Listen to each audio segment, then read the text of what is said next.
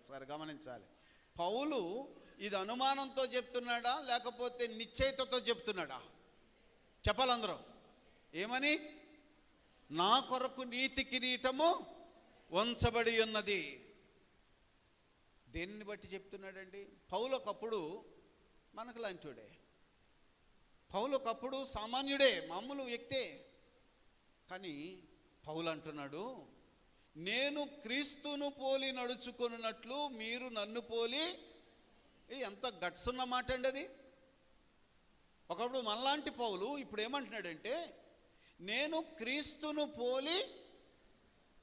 చూడండి, మనం చాలాసార్లు వాడే పదం అది, ప్రభు వాక్యానుసారముగా మేము నడుచుకున్నట్లు. ఇప్పుడు పౌలు గారు దేని ప్రకారం నడుస్తున్నాడు? క్రీస్తును పోలి. అవునండి, నేను క్రీస్తును పోలి నడుచుకొనుచున్నట్లు మీరు నన్ను పోలి